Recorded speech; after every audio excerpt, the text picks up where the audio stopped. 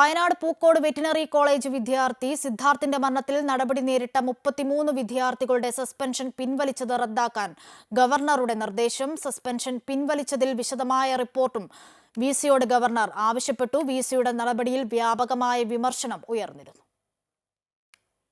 സിദ്ധാർത്ഥന്റെ മരണവുമായി ബന്ധപ്പെട്ട് നടപടി നേരിട്ടത് 33 വിദ്യാർത്ഥികളാണ്. കോളേജിലെ ആന്റി റാങ്കിംഗ് സ്ക്വാഡിന്റെ റിപ്പോർട്ട് പ്രകാരം ഈ വിദ്യാർത്ഥികളെ സസ്പെൻഡ് ചെയ്തിരുന്നു. എന്നാൽ സസ്പെൻഷൻ പിന്നീട് പിൻവലിക്കുകയും ഇവർ വീണ്ടും കോളേജിലേക്ക് വരികയും ചെയ്തതോടെ പരാതിയുമായി സിദ്ധാർത്ഥന്റെ കുടുംബവും രംഗത്തു വന്നു. തെളിവ് നശിപ്പിക്കാനാണ് നീക്കമെന്നും നടപടി റദ്ദാക്കണമെന്നും കുടുംബം ആവശ്യപ്പെട്ടു. ഇക്കാര്യം ആവശ്യപ്പെട്ട് ചാൻസലറായ ഗവർണറെ സമീപിക്കുമെന്നും സിദ്ധാർത്ഥന്റെ പിതാവ് പറഞ്ഞിരുന്നു. ഇതിന് പിന്നാലെയാണ് സസ്പെൻഷൻ പിൻവലിച്ചത് റദ്ദു ചെയ്യാൻ ഗവർണർ വിസിയോട് നിർദ്ദേശിച്ചിരിക്കുന്നത്. ഏത് സാഹചര്യത്തിലാണ് സസ്പെൻഷൻ പിൻവലിച്ചതെന്ന് വിശദമാക്കുന്ന റിപ്പോർട്ട് നൽകാനും ഗവർണർ ആവശ്യപ്പെട്ടിട്ടുണ്ട്.